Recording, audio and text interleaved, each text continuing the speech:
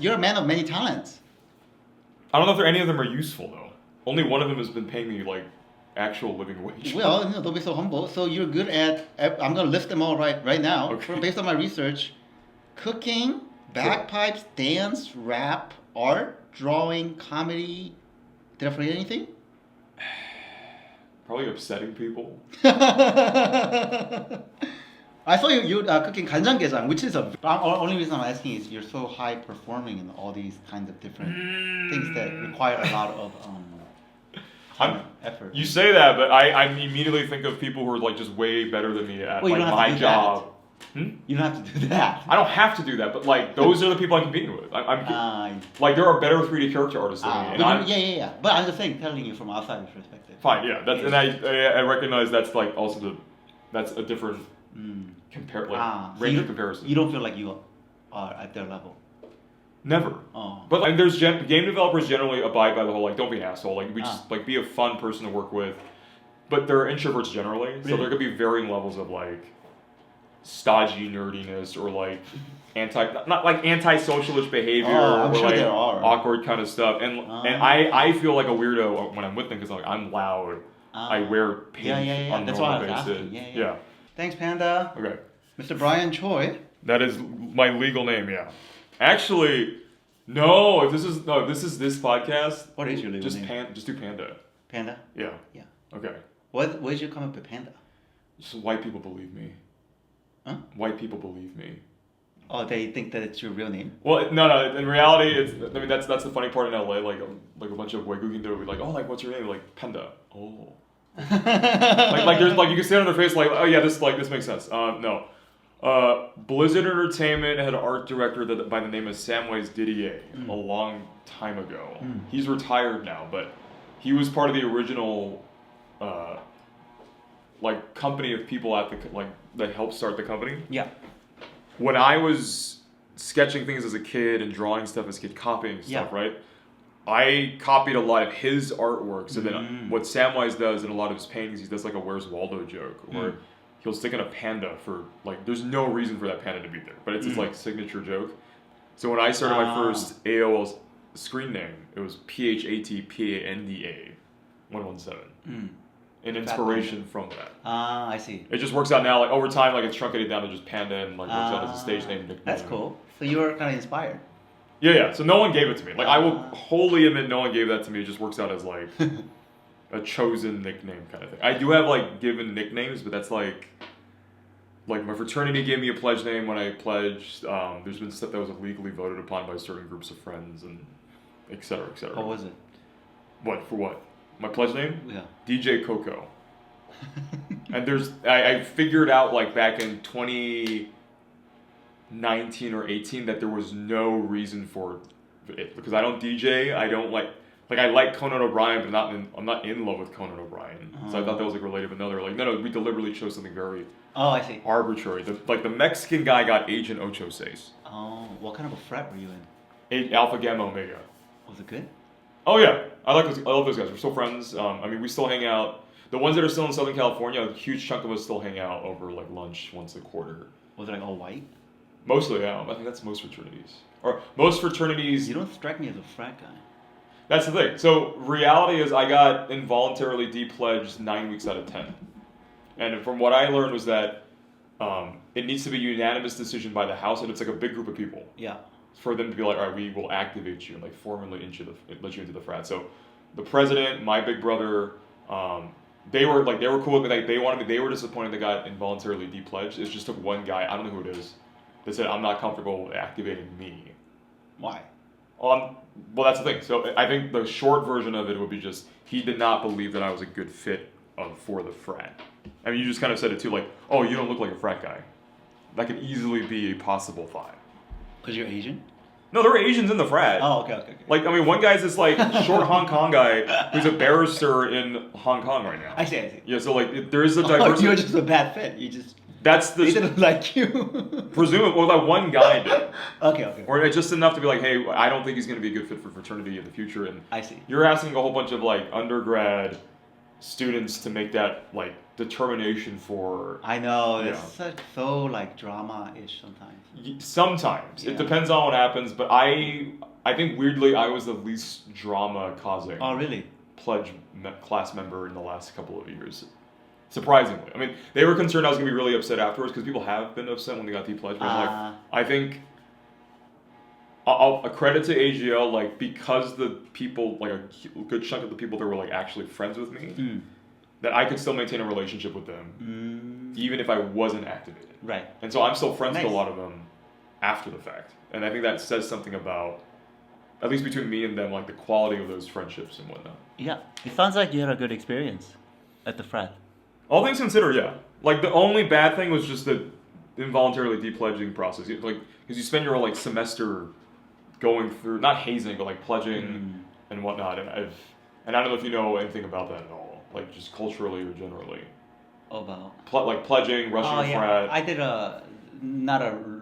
it was like a business frat. It was, Okay, so it's similar enough, Yeah. and you culturally know what's going on. Yeah. So yeah, like doing a semester of that, and then at the last second, basically being told, no. That's true, yeah. It kind of sucks. Yeah. All right. And USC? Nice.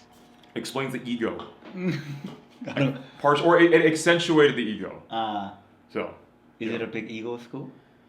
It can be. I mean, I think it depends on the major. I mean, for example, I think if you go to, like, there's the cinema school at USC is huge, and it's like George Lucas money. Sorry. Oh, wow.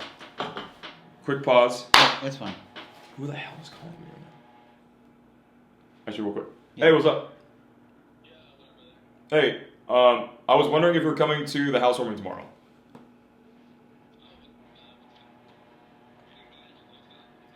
It'll be running from 11 a.m. to 4:30, soft end at 4:30. Yeah.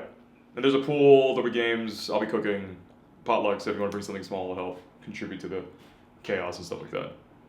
And it's... Yeah, check your text message on your phone. That was basically the phone call from, what, a couple nights ago. Yep. Yeah, I'd love to have you there, man. See you. Matt. Oh, by the way, I was going to come too. Yeah, I saw. Okay. Can I bring boricha? Yeah, that should be, yeah. Oh, nice. That should work, yeah. That's very cost efficient. Oh, I boil it. I make it. Right, that's how you make it, right? Yeah. That's you don't, I don't know, unless you're like growing the barley No, yourself no, or no, no, something. no. I wasn't going to buy it from H-Mart.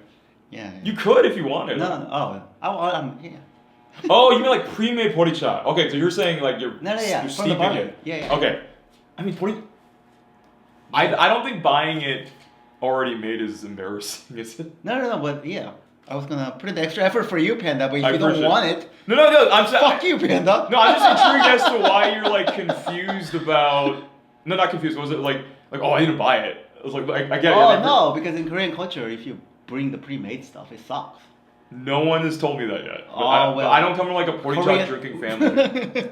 Like I make it now because I'm like. Oh, nice. Well, you make it too. Like, Okay, but I good. bought like the poricha, like the what is the Ilbon version of it? Muji. You bought the Muji cha packets that packet? from Korea or from a Japanese grocery store and I'll Yeah, but you're good at cooking, right? make it. Yeah, if you want to go hardcore, You you should do steam for the it, yeah. barley. Yeah. All right, cool. Panda Soul, thank you so much for being here. Do this. You're a man of many talents. I don't know if any of them are useful though. Only one of them has been paying me like actual living wage. Well, don't be so humble. So you're good at. I'm gonna list them all right now. Okay. Based on my research, cooking, bagpipes, dance, rap, art, drawing, comedy. Did I forget anything? Probably upsetting people. I saw you cooking 간장게장, which is a very hard dish. No, it's not. That is so easy. You don't. There's no cooking. It's not even cooking. It's just like mix the soy sauce thing together, Really? put the crab inside, and then stick it in. 간장게장 is my favorite. I like it too. Yeah. It is not. Well, I mean, I'm pejoratively saying this. Like, it's not cooking. It's just. Really? It's making boricha. That's slightly more complicated. Interesting. At least I don't think it because. Okay, if I walk this, I'm so used to cooking like because I've been doing it since I was like 5 or 6. Oh my god. But like my mom taught me how to cook eggs, and then the joke is, but it's kind of true to me. Like the moment she taught me how to cook scrambled eggs and rice, she stopped cooking for me. Like she kind of, I think she knew that I knew what to do now. Oh, really? Yeah, and personally for me, I felt the confidence of like, oh, you're just waiting for things to brown and become edible, and then that the education just built up over time. Like, oh, these sauces. There's the dumb thing recently of like, oh, I don't need to use salt and pepper on scrambled eggs. I could just use Old Bay, and it'll taste significantly better. Really? But then like it just didn't occur to me like, oh, like I would always just associate Old Bay with like seafood boil. Like no, it's a salt MSG kind of mix. Like you can put it on anything that needs salt. It's just it's just like a tastier salt. But like so I'm still learning things. But she got lucky with my mom got lucky with me that like when she taught me how to cook, like I took that confidence forward for a lot of other dishes. Wow. I don't bake, but it's because I'm more of like an instinctual cook. I'm like one of those people who's like, yeah, that's all it needs kind of thing. So mom was your inspiration. or the inspiration / at least taught me at the beginning. And sometimes I'll talk to her like, oh, you go like 순두부 어떻게 요리합니까? And then she'll tell me how she does it. Then I'm like, that's too simple. And then I'll like make adjustments, kind of thing. And then it becomes not like regular 순두부 or kimchi and all that. But kanjang is it's good. I don't think it's cooking. Really? Man. Well, how do you make it? Because you're just mixing the soy sauce marinade and then putting the kajang inside. I've never. You've never made it. Well, I've only eaten it at restaurants. No, but it's just raw crab. I guess, but you have to put the soy sauce and the. So you're just it's like making a cocktail. You're just Really? I have no idea. Okay, try making it. Like go to mangchi.com, look up the recipe. It's just soy sauce plus like sugar and then you're just putting it together. It's my favorite. Yeah. I like the eggs. Yeah, The orange part. Oh yeah, and then you can put other stuff like eggs, literal chicken eggs inside the marinade too, probably. Not to cook it, but like once you boil the eggs. Like the crab egg, like the orange. Yeah. The eggs? Yeah. Like pabidan. Yeah. I haven't had that in a while. I haven't had that in a while in a restaurant. I know. By the way. 소반에서 가야 되지. huh? 소반에서 가야 되지. 저 근데 Panda, are you an LA native? Oh, 여기서 태어났어. Or I was born in. I'm gonna go back and forth between Chris and that's fuck two fine. people. Yeah, I don't want to put two different captions in. So Okay. So English. Yeah. I was born in LA. Yeah. I don't want to talk shit about K-Town, but I've gotten like diarrhea from like these $70 meals, and these are supposed to be like health conscious Korean restaurants. And then it's like clean food, like not the food that doesn't give you diarrhea at a minimum. Yeah, that's what I wanted to eat for. I paid $70. Yeah, but it gave you diarrhea, which that's concerning. That sucks. Yeah, well, I'm not gonna talk about shit publicly. You could review it privately. No one's gonna stop. Yeah. Also, I think they would want that feedback if they were interested in actually doing a good job. Oh, maybe you're right. Okay, BCD tofu and 보릿고개 in K-Town. They both gave fucking you motherfucker. Watch your quality control is what he's trying to say. Yeah, even if you home cook properly, nobody gets diarrhea. What the fuck are you doing? I'm wondering what the heck you ate at BCD. That because the sundubu was boiled. It should kill everything, but I think it was some of the side dishes, a potato salad or something like that. Oh yeah, it's cold. It's a cold dish. That's why. I'm sorry, I got mad. I'm sorry. What was the question? Oh yeah, you're. I was born here. Yeah. Do you like LA? I'm still married to it. Yeah, I'm surprised I haven't gotten tired of it. Like after. I mean, this is a combination of like the only time I moved away from LA was to like the Seattle area back in 2015 for 4 months. For work? Yeah. So there was like a botched Microsoft contract I joined. That's awesome. No, otherwise, so I still feel married to this taco sweat and gasoline here, and I haven't gotten tired of it yet. But I wonder if it's because like I like driving, or I'm not bothered by driving at a minimum, and then two, like you know how some people travel like outside of the country. I think I take that energy and I just internalize it into like LA. Nice. So, I mean, I'm discovering Persian food as of the last couple of years. Wow. Like obviously there's a Persian community here. They're not like it's not like K-Town where they're like going out of their way to export out their culture as aggressively, but it's really interesting going to like Shamshiri or Rafi's place to eat like, oh, this is their version of kebabs, or how I think the Persians like rice a lot more than the Asians. Like way more. It was a little unnerving to be like, oh, we have competition, kind of thing. But I see it in LA to still be like, it's constantly changing, it's constantly moving around. So there's always some new things to explore, and that's always kind of kept my like enthusiast Enneagram 7 person on my tippy toes kind of thing. So, when you say that you're an LA person, I've always had the stereotype that LA Korean Americans are kind of this kind of douchebaggy, Sure. Right. kind of crime-ridden kind of. I mean, it was in a lot of different neighborhoods. Like really? there were Asian were Asian gangs. I see. In, I think the 626 for sure in K-Town. Mm. You still get like certain, but getting back more to the douchebag thing, yeah. I mean, that's not unsurprising. Oh, really? But you seem like a very artistic and very sensitive person. Autistic or artistic? Artistic? No, not autistic. Right, but granted, my hometown, like I was born in LA, but grew up in Cerritos, so you have to imagine like it's like it looks like Irvine if it was smaller. Oh, is it near Irvine? No, it's not anywhere near Irvine. Cerritos is on the borderline between LA County and Orange County. Oh. So it's Cerritos. LA County City, Okay. but What's it very like? suburban. Suburban. Yeah. Oh. So like my experience of Southern California comes from like that epicenter mostly. I see. And then you'll talk to other comics or other people from the area. Like it varies, right? Someone who grew up in K-Town, like just dumbfounded comes to mind. Very different experience, I right? see. Or someone who grew up in the 626 San Gabriel Valley, very like similar but different. Do you get along with other Korean Americans here in LA? I think generally, yeah. Okay, At least the ones I've talked. No, it depends. Really? Like the church Koreans and all those people. Church Koreans are easy to get along with, but I think it's because there's a general disposition they have where I think they're scared of living. Or like they're generally like very sensitive people. Or Yeah. Very kind. They're not like going out of their way to do comedy, for example. I'm saying very specifically, I'm surprised, but I kind of understand why I don't have like a ton of like what I would describe as like artist Korean friends. But I wonder if that's just mostly because I haven't gotten out of my way to like. I wasn't in the party Asian culture growing up, even in college, like USC. Huh. Or two, I'm not doing music. Or music, like party adjacent related industry stuff. Like I make video games. Yeah.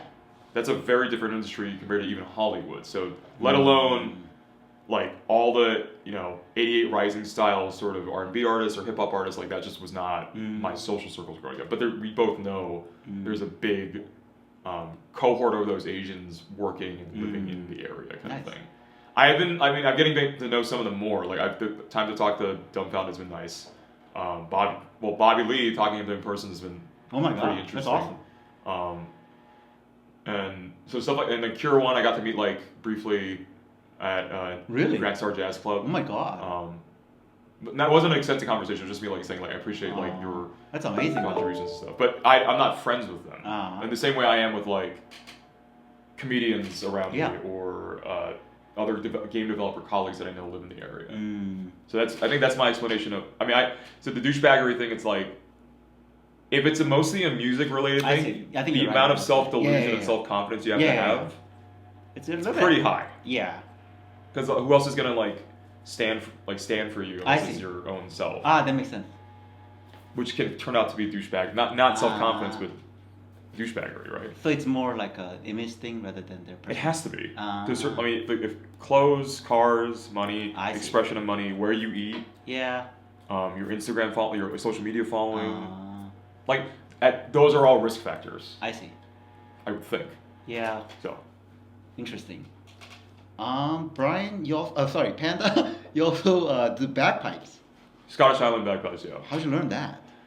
Whitney High School in Cerritos, California was founded by a Scottish woman, Gretchen Whitney. Wow. The thing is, it's a magnet high school, so you have to stop the 6th grade test to get offered registration in the district to that school. And so that's a bunch of Asian American families trying to stuff their kids into the high school. So mostly Asian high school. Like there's 2 white kids in my class. Wow. Now, because it was funded by a Scottish woman, marching band's Royal Scots uniforms.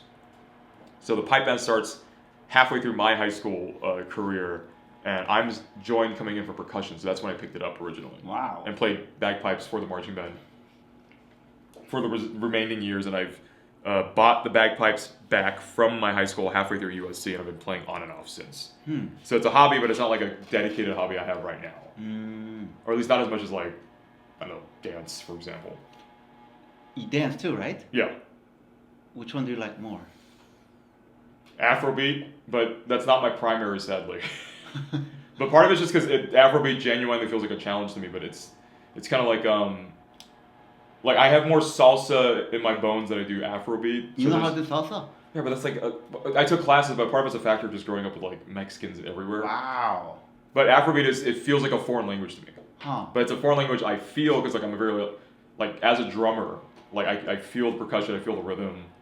I somewhat understand the argument of like, this is a very like grounded dance form. Like you have to feel the ground, you have to feel the earth between your feet kind of thing. The times I've heard it. But still, it doesn't quite feel like it's inside me yet. Versus like salsa or like hip hop house stuff. But that's like stuff I grew up with. Not Afrobeat I did not grow up with. So you don't like the kind of like the K-pop, the hip hop, the dance? No, just I haven't prioritized it. I mean, I like it ironically. I don't like it as like I'm not gonna whip that stuff out at a party. Right. Yeah, that's so true. Or you could insofar because hip hop is like hip apes everything, to its credit. So yeah, sometimes there'll be some stuff from K-pop I'll nice like emulate or incidentally do, but that's because K-pop does want to like use a lot of different dance genres, right? Music styles. So, but bagpipes, yeah, it's been a hobby since high school. That's awesome. I have to remind myself that every 2 months. You're a very good drawer. Compared to normal people, yeah. I work with people that frighten the fuck out of me. Well, at least they're way better than I am, but we're talking about dedicated like concept artists and illustrators and stuff like that. I draw enough to communicate a design idea. No, they were awesome.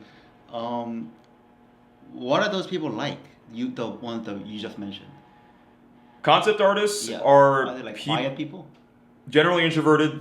They are artistic. Wow. Sometimes a lot of them are autistic. No. Really? No, not really. It's just you're talking about like a group of nerds that like as entertainment design artists, like their focus is to generate and iterate on designs as much as possible, like world building of like sci-fi franchises like Star Wars, Halo, Marathon. That's awesome. It is, but like there's a insane amount of dedicated work that goes into that. There's a local stereotype I have in my head about like the insane Korean concept artist, which is to say very specifically, instead of going like after school hagwon, like a lot of like Asian Americans do, what they somehow pulled off was they probably went to after school art academy in lieu of hagwon to build up a portfolio that was strong enough to go to Art Center in Pasadena, because Art Center in Pasadena is a very good school for entertainment design, concept art, illustration stuff. Which you go to that school, they work their asses off. They don't sleep really. Oh my God. And it's extremely a boot camp. But what results is, from cultural understanding still, of fairly consistently strong graduates who you can toss them into like any movie production, almost any video game or what have you, and they're gonna pop out strong. Really? So like immediately comes to, I don't know if Andy Park is an Art Center grad, but Andy Park comes to mind as one of those people that fits the stereotype. I mean, there's probably a lot of Asian concept artists just because it's a Chinese developed game on Marvel Rivals. Blizzard, shit ton of Korean, or if not Asian artists, and Riot Games too. So you go there and you check out their 2D illustrators and concept artists. Yeah. A lot of them they kind of fit that stereotype or adjacently. Sorry, go ahead. No, I think their dedication is equivalent to like the working comedians out there. Like it's that sort of obsessiveness. It's that sort of dedication to the craft, like that one singular. Wow. But at the same time, they kind of weirdly have to be flexible sometimes because you are designing, not just like in my case, you can specialize. So there are concept artists that do like characters only, or concept artists that do environments. There are concept artists who are just really good at making guns. So you can like specialize and stuff. But there's still that education they have about like knowing all the traditional skills of like a painter. But they also now have to like train up their abilities as a student, at least, like their design sense, like to know how to make something look new, pleasing, and feel plausible. Immediately what comes to mind is like any of the Neil Blomkamp sci-fi films where it's like District 9 or Elysium. You know it's sci-fi, but if you overanalyze it, the thinking that goes into a lot of the designs there are coming from sensibilities that are like, all right, hey, we know like we know we want to make this grounded in reality. So like there's a gun that looks like an AK-47, but like there's things we've done to adjust it where it looks plausible that someone modded this AK-47 for airburst projectiles, and this little greeble here looks like a targeting sensor, and this little greeble here is the thing that like activates the fuse on the airburst programmatically, blah blah blah, and like there's that thinking that goes into an object that's only on screen for like one scene. But that's the concept artist's job, is to like visually figure out what that thing is. So how about you though? Did you go to an art school or did you teach yourself? It was 80% teaching myself. Oh my god. So I went to art academy for like a year and a half or two in high school, but that's because I realized too late that I should have been doing this since I was a freshman. Oh. But it was coming from this place of like, I know I want to do. I thought for a hot second I wanted to do concept art for video games coming into USC. Yeah. So I did my best to like take as many of those like fine art classes, foundational classes before I went to USC. And then that generally over time just transitioned to like, I like doing 3D artwork as well. I like doing the full pipeline in game dev. So that turned into me wanting to become a character artist. But by volume though, while USC did have like art classes, like I took a fine arts minor. A lot of that training had to happen online on my own time, working on my own projects. Polycount.com was like 80% of the reason why I even learned most of the skills I've learned up till now. And I would simply describe Polycount.com as originally started as a Quake 3 modding site, like reskinning the game with like new artwork and stuff, but then turned into a 3D game art professional and hobbyist website where you could like, the username would be like xxdarkblade79xx, but then really it's a guy named like Steve in Sweden who's actually like he works on video games. So it's a real person. So it's an online forum website with a bunch of nerds working on game art, but most of them are professionals, like a weird number of them. So it'd be kind of funny, especially when I was younger. It's like, oh, you're that guy with that silly name like Fart69 on Polycount, but no, you're Anastasia from Russia, and I'm meeting you at this business conference in San Francisco. I'm making a lot of money now. I'm making a lot of money. Well, yeah, but like it's a real person. Like, and they are your colleagues. They are people to look up to and learn from. Wow, that's amazing. Yeah, and so Polycount.com was beautiful, where it's like it could be a very rough culture if you're not coming in already understanding. Like they're gonna be mean to you when they give you feedback about your artwork, but it's because they want you to get better.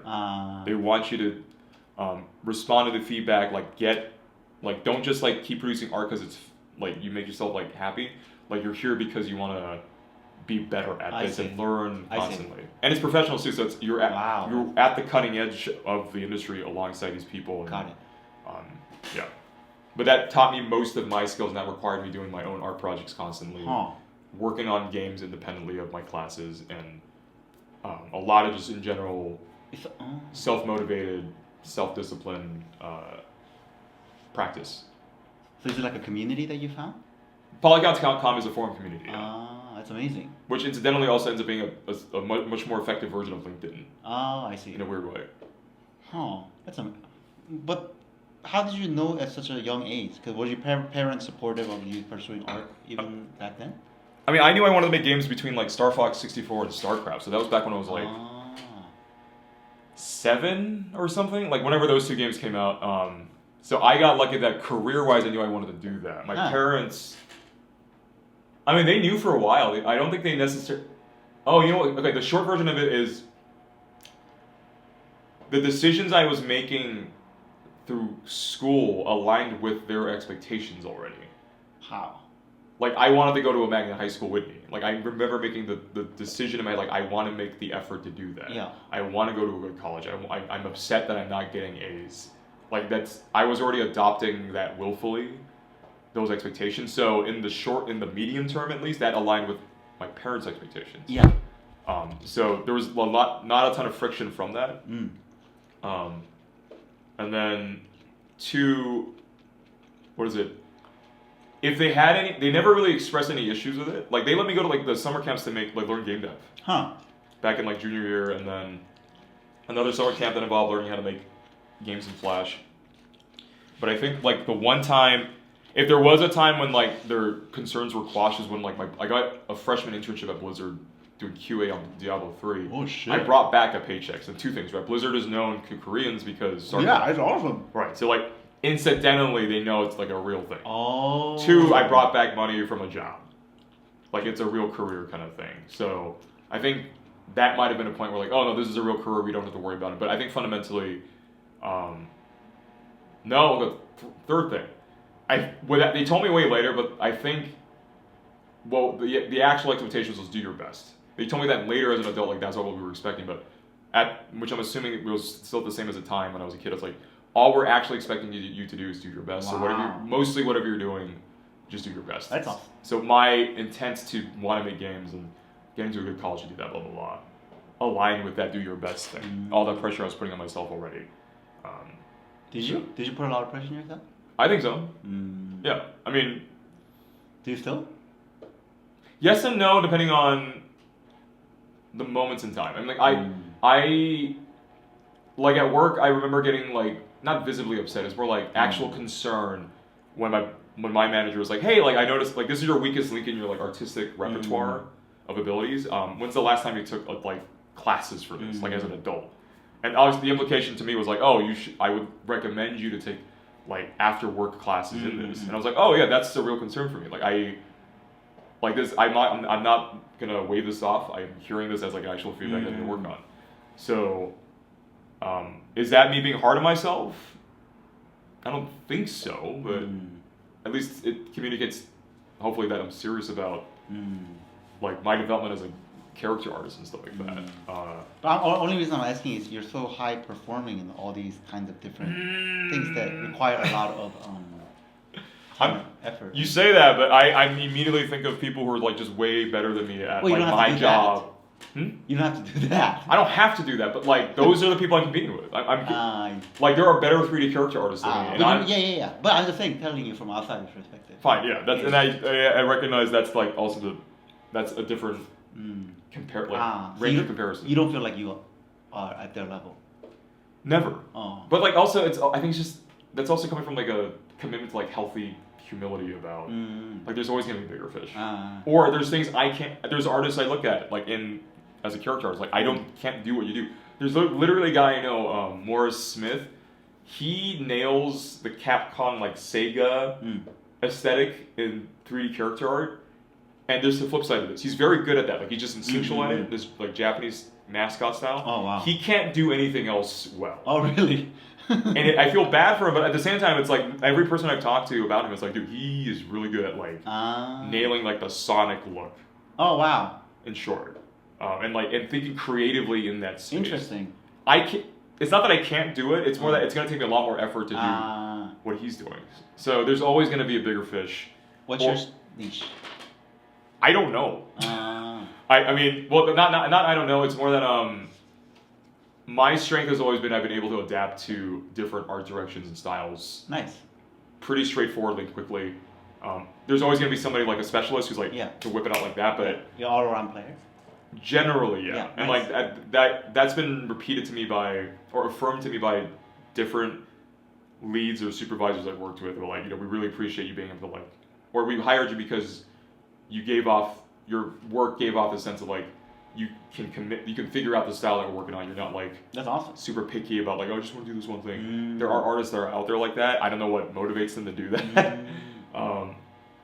For me, it's mostly coming from this place of like my happiness in this is me helping the team and me helping us together contribute to like this great game experience for the players. I'll have fun along the way, and I'm more dependent on, personally for me, I'm more dependent on having a good team than I am what is the project per se. So the strength, that all those things help contribute to like, oh, I'm pretty adaptable as it comes to like a different art direction or style. So, yeah. I mean, if you look at my portfolio, it's just like, it's a weird mix of aesthetics. Like, I think the one thing I haven't consistently done is like hyper-realism, but just because those projects have not come up yet. Except for now. Now maybe that might come up, but it still hasn't come up consistently. Are your coworkers kind of more particular than you? About what? About just like, because it sounds like you're more easy to work with. That's what I've been told multiple times. Unfortunately. Oh yeah. Does that mean that? Are they particular? No, because I know. Yeah, I think I know what you're saying. They can be. Ah. And there's game developers generally abide by the whole like don't be an asshole. Like we just like be a fun person to work with. But they're introverts generally, so there could be varying levels of like stodgy nerdiness or like not like anti-socialist behavior I'm or sure like there are. awkward kind of stuff. And I feel like a weirdo when I'm with them because like I'm loud. I wear pink on a normal basis. Yeah. But it's not like no one's. It's not personal. I don't think most of the time. I would be interested in seeing it become consistently personal, and there's always stories because it's still entertainment. It's still artists coming together to make something, and those stories are always interesting and sad to hear. I just haven't seen it consistently, or I haven't seen what I would describe as like very visible but healthy fights happen. Oh. Except maybe now. Oh. But it's still an entertainment industry. So the joke I would say when I talk about game dev is like, game developers are still. They're kind of like actors. It's just that they'll be alcoholics. They'll do drugs. Have toxic relationships. It's just way cheaper to drink alcohol in front of your computer at home than to go out to the club to do that. That's why when Me Too happened, it hit our industry too. It just happened like a year or two after, because a lot of it was like online chats, online like Discord calls, misogyny. The usual suspect: misogyny. Sexual assault abuse cases. Oh no! Because it was relegated online mostly and like in private messages. That's less visible to the public. That requires like forensic investigation. If it's at the club or at like a public event, way easier. Like P Diddy, for example, that's a little more visible most of the time. So we're still, the industry is still afflicted by very similar, if not same, problems as like Hollywood. It just takes a little longer for things to bubble up to the surface. So it's just now. It's a bunch of nerds though, so imagine that also contributing to the ways. Bunch of nerds that make a lot of money. They can, yeah. I mean, John Romero and what's his face? The other nerd, the original developers on Doom made a lot of money. Yeah. So. And you've worked on many big name projects as well. Blizzard. I mean, internship, yeah, Blizzard. And then some of the other ones recently. What Remains of Edith Finch for A Giant Sparrow? That was basically like their indie darling team, one of their indie darling teams at Sony.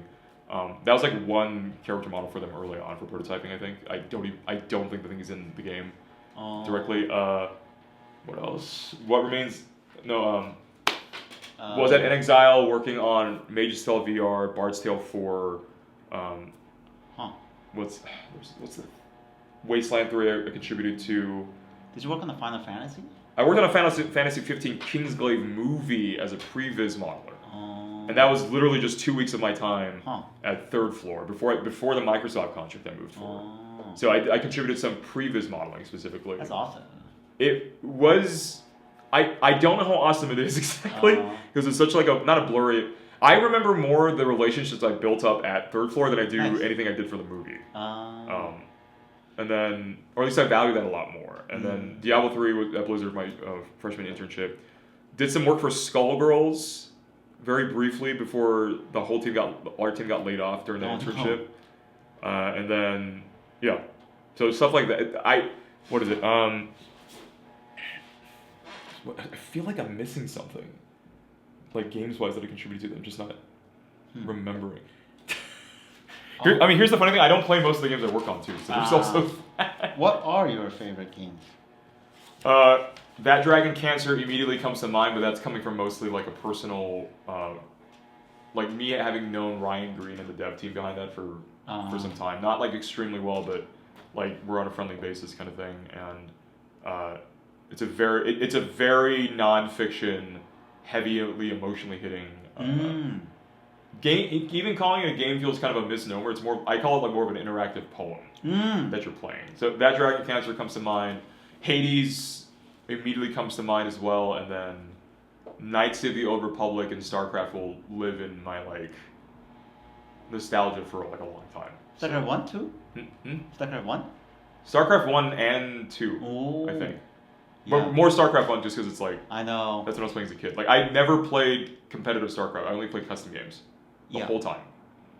Mostly because I was scared of playing competitively until I played StarCraft 2 and I realized, like how to play StarCraft properly. Yeah, and, like, I remember crying, losing. Yeah.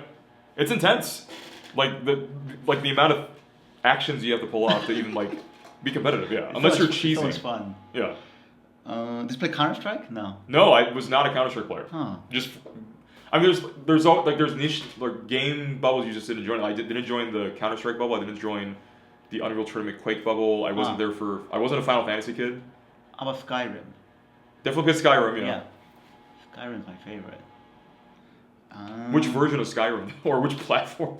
I was playing it on PC, but it got modded so much that you couldn't tell if it was Skyrim. That's the risk. Yeah, especially with Bethesda games, like it can get that you lose immersion at some point if you decide to like mod the hell out. I modded it so much. Yeah. It was awesome. It was crash every hour. Yep. You recently bought a house? I did, yeah. Congratulations. Bought it with my mom. That's awesome. Thank you. Do you have any other family members besides your mom? My dad's living with us as well. Okay. My sister's in Korea. Oh, really? She has her husband and her kid. Oh. Yeah. That's the immediate family. And then like extended family is like split between Virginia, Vancouver, and Oh, really? one uncle in Brazil and Korea. Why is your sister in Korea?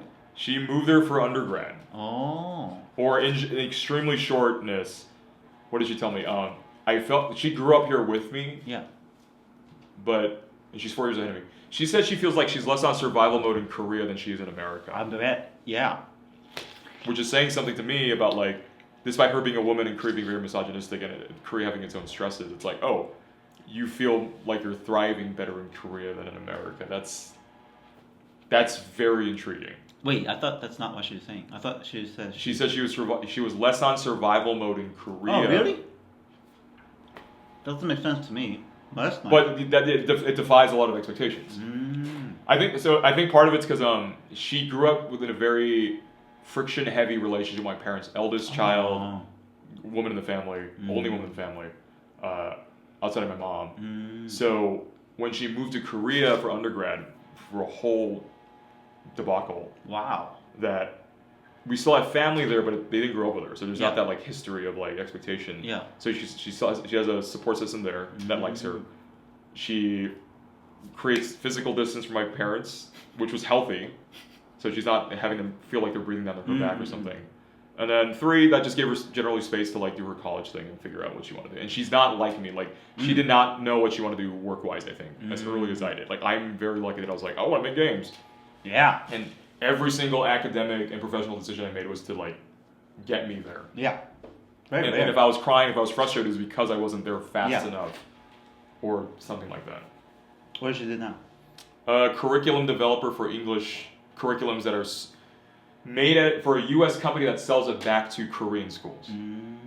But she lives in Korea doing that. Wow. And she was a teacher before, but like she's not a normal ESL teacher. Like she's Korean.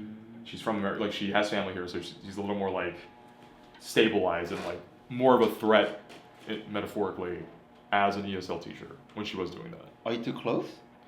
No, I don't think so. But it's not animation. No, it's not out of animosity. It's just we're very opposite individuals. Oh. Like she won't wear pink. Oh, she's very not pink. Not like it's the typical Korean colors, like brown, black, white, tan, natural tones. Like she's gone out of her way to ask me like I can't believe you do stand up. Like I couldn't expose myself on stage like that, or like do you talk about me on stand up? Like yes, you exist.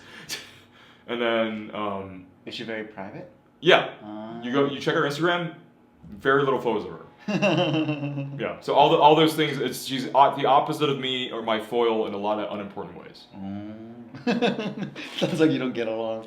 I mean, we at a minimum we do. But like the way I say it is like we don't hang out. Like the way I have fun is not the way she has fun. Right. Like I want to hear gunshots happening. Oh. She does not. I didn't know that. Or like gunshots means the property values are cheap, so it's like great, this is awesome. Oh yeah, what do you think about the whole Koreatown shooting thing with the whole where the Korean lady shot down a black girl or something like that? That was back in '92. Yeah. I mean, that was unfortunate and sad. I mean, was there anything else to say about it besides? I'll sort of put you on the spot for that. Would you like to publicly apologize for that, or? I'd have to re-look into what happened because I know the girl was stealing something. Oh, she was, yeah. And yes, she did bring a store owner brought a shotgun to kill her. Yeah. I'd have to revisit it. Just from initial impression again, or from what I remember, it's like it was sad. I understand how it added to the dog pile of like negative relationships between interactions between Koreans and Black Americans. But that's all I have at the moment. It's sad. I think maybe the only additional step is like, was the shotgun an overreaction? Yes. But I could also understand like, repeatable petty crimes like that, because they're not a large enough dollar amount, but because each incident, all small incidents is taken as a whole is a significant hit to a business, and just the lack of safety, that understandably could piss anybody off, I think. So. Do you feel that you're more American or you're Korean? Definitely more American. Really? Yeah. Are you proud of being American? Sometimes. It's depends on the moment or like what I'm exactly being proud of and how we're defining American. And I mean, I always hold it in like a loose, like I know it's not that important. It's important, but it's not that important, and I hold it in a loose fist, and I will be somewhat malleable about it as necessary, or for like community purposes. But I mean, but the simple definition of I'm an American because I live here. I'm a U.S. citizen, so I'm an American.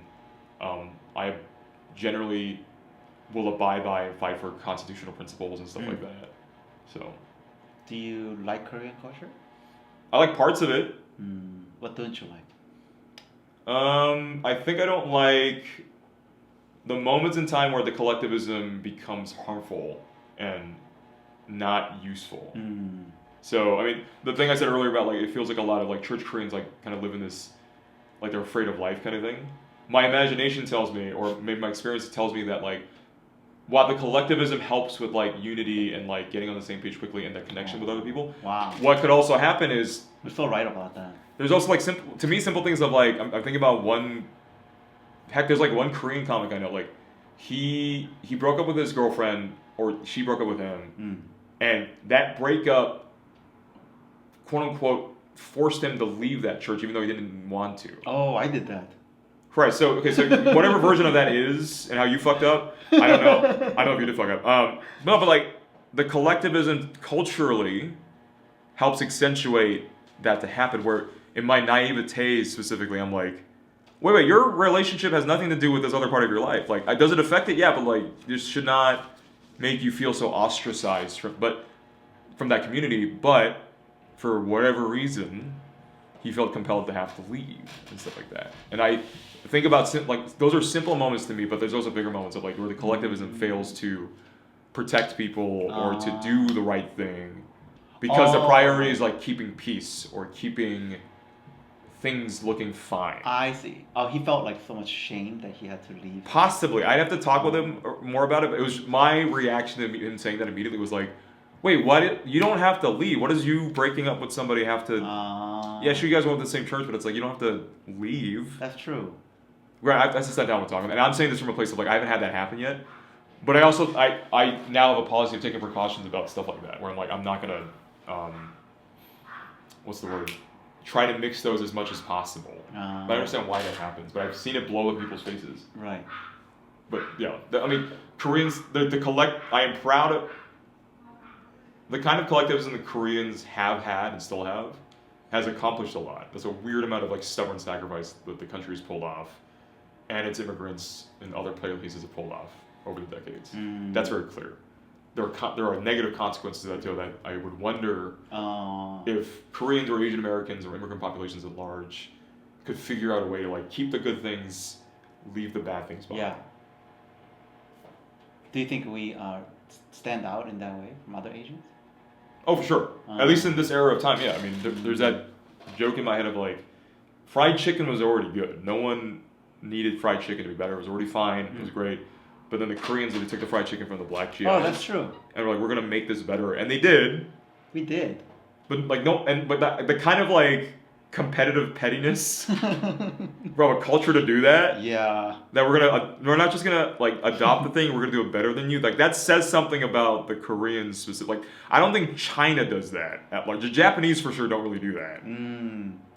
At least like with Yushoku, like the Western food they do. It's like no, they adapt it to their taste. Like no, the Koreans are like, we'll do both. We'll adapt it to our taste and like we'll sell it back to you guys. That's true. Now that you put it that way, 양념치킨 is better than. K-pop is selling monetarily more than American hip hop and rap. By either by volume of revenue or in terms of its reach. I wonder if those American artists feel like K-pop is competition. That's a good question to them. I don't think they do necessarily, because America's still like a very profitable market for artists at large. But I mean, there's a joke assertion to say like K-pop proves that Koreans are better at rap and hip hop than black people. I don't know if right. I say that as a joke, but also once again, it says something about a culture. Be like we're gonna take this thing you gave us, and we're gonna like make a machine out of it. Like music, American music industry. You thought you guys were like an ecosystem. Like no, we're gonna build teams. That's true. And like have companies you can invest money in that build these teams, and we audition them, we throw them against the wall, we see what sticks, and we just. Yeah, I think you're right about that. Not that it's insane. It's more like that says something about the Korean nation mentality or how they approach. Yeah, we're also insanely competitive, and that's probably that contributes to that. Yeah. That was fun. Are you dating? I think at the moment, trying. It's a lady.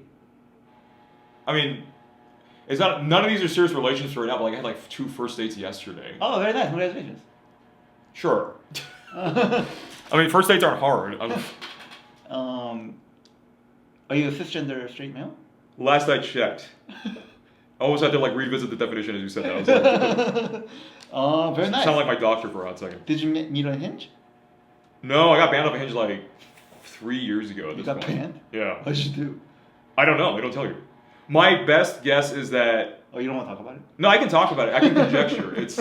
I mean, I'm still on Coffee Meets Bagel. I still use like Yuzu, nice. Holy, Upward, stuff like that. Facebook dating for sure. Just think the apps. Yuzu still matchgroup.com still. The Hinge ban I think happened because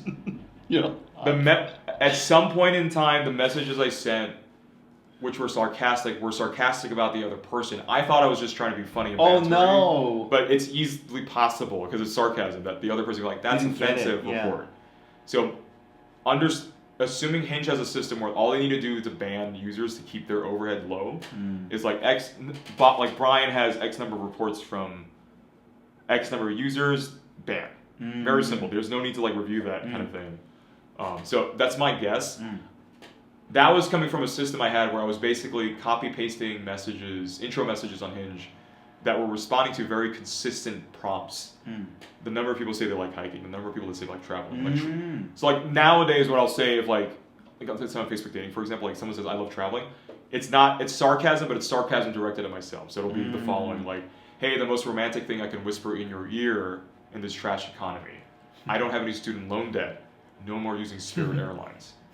That's self-deprecating at me, sarcastic at me, but it does the intention is to like be flirtatious, express some value, sarcastically but seriously at the same time. But imagine that being more pointed at them when I was younger, what it was like. I'm trying to think of one. God, it's been so long that I've manually gone out of my way to unlearn that habit. Like I can't just think of it as like. Oh, just think about I'm roasting the other person. There you go. So roasting the other person in an intro message. I'm sure we could probably handle it more than most other people. We can. We're comics though. Yeah. Stacy from Delaware or from Texas is not going to know exactly through like a text message. Yeah. And without even looking at the profile. Really offended. They can. Yeah. And they can. So my assumption is enough reports hit me. I got banned off Hinge. Sorry to hear that. Not the worst thing in the world. If anything, it's forced me to. No, I think indirectly it's forced me to like approach people in person more, which I've gotten better about. Yeah, it's funnily embarrassing, but I wish I knew to be self-deprecating and sarcastic to myself and figure out that system I now have for intro messages where I copy paste those things earlier rather than I did later. But then now I'm hearing hearsay-wise a lot of people just saying like Hinge has gotten worse, and despite it being I think still the best app for online dating use in LA's market, that there still is consistent like this is trash from like Reddit users or incidental discussion and stuff like that. if you could name one famous person that I might know who might be closest to your ideal female type, who would it be? That you might know. To ideal. Eva Green comes to mind. Oh wow, dude, that is. I mean, she's one of the most beautiful women on the planet. Sure, but she also seems challenging. But that's my psychopathic brain being like, I have enough space in my body to like deal with that and like figure that out. You're into white woman. I mean, she's white, sure. You want me to choose like another color? What the fuck? Yes. Asian. Asian. Okay, you want to choose an Asian? Gemma Chan. I don't know who that is. Gemma Chan is a Marvel character on the Eternals. Gemma Chan was in Crazy Rich Asians as the cousin that's like really like kind-hearted but rich and like very fashionista, but she does a lot for the community kind of thing. Like she's one of the nice rich family members to Constance Wu's character, like the big sister. What do you think about Constance Wu? I hope she's doing okay. Oh yeah. I mean, the last thing I remember reading was like, oh, she got like harassed or like something on set, and that somewhat blacklisted her or something on Fresh Off the Boat. But I hope she's doing okay, and I hope she's working on projects. She's beautiful. Oh. I have a secret suspicion that if I ever met her in person, like her height would like surprise me because I know she's short-ish. Yeah, I heard that. But that's about it. I hope she's doing okay. Ali Wong comes to mind, but that's a comedian though. There we go. I like Ali Wong. I like her too, but from what I've seen, I don't know her as a person. You know who was kind of cute? The Korean girl from the Convenience, the deli, the show. Kim's Convenience? Yeah. I don't know who that is. I don't know who that is either. I don't even remember either. Yeah, she's kind of cute. Sure. All right. Let's validate her existence by calling her. That went by pretty fast, Panda. Okay. I guess some of my last questions is More. Who do you draw your biggest artistic inspirations from? It doesn't have to be a comedian or a game. Nathan Felder. Nathan Felder. Yeah. Who is? Nathan Felder's a Canadian comedian. He's right now doing the rehearsal, or has been doing the rehearsal season 2 on HBO Max. My interpretation of what he's really good at has been weaponizing intimacy and authenticity for comedic purposes, but also to kind of put a lens on like that desire people have had. So like, as much as people bitched about hipsters existing, like some part of hipsterdom is that idea of like they're trying to access a more authentic time, a more genuine time, like less veneer and less like fronting on people. Nice. Right? That means in certain respects vintage clothes or like liking old like stuff that grandpa used to have because they believe that or they want that for themselves. Nathan Felder, I think, like my favorite scene still is that this is for when he was doing Nathan For You back in the day for Comedy Central, where if the premise of the episode was like, hey, I'm going to help out as a comic helping out small businesses in LA. I'm going to help this clothing boutique out with more revenue sales by building a man cave in the back of the store. So the boyfriends of these girls coming in can have this place to stay instead of applying pressure like we need to leave, like I'm getting tired. So they build out the man cave. It's got a TV, bar, pool table.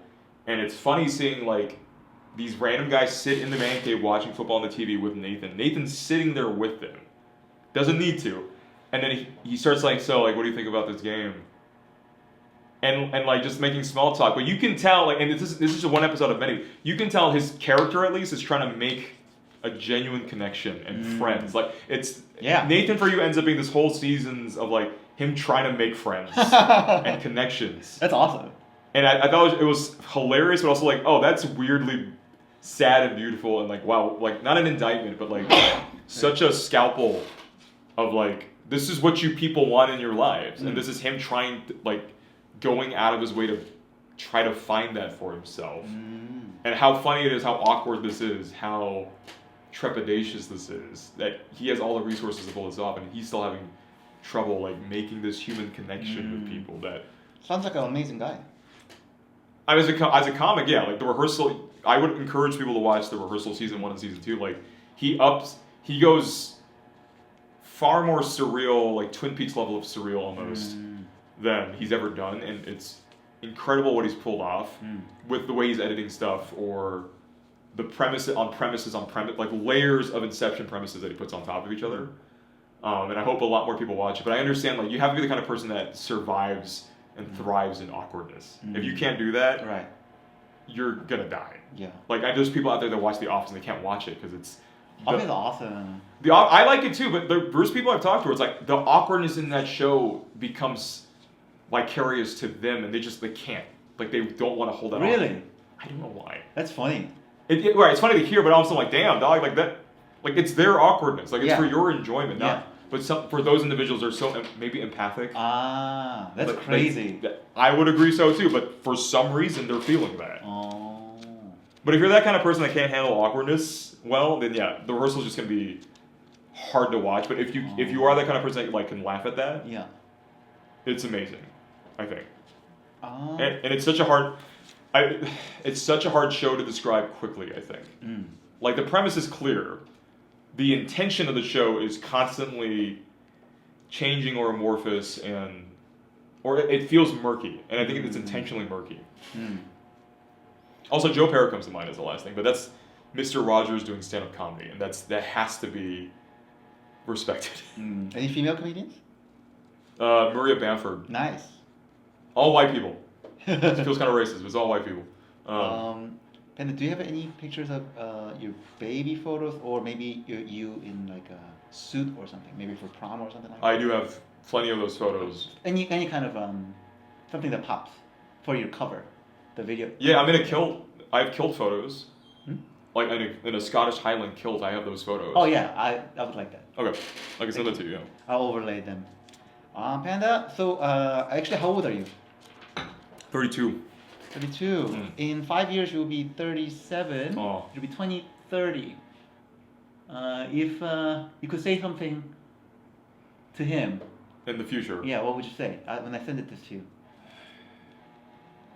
I'm hoping your dating life is less stupid. I'm sure you'll have met somebody by then. Yeah, we'll see.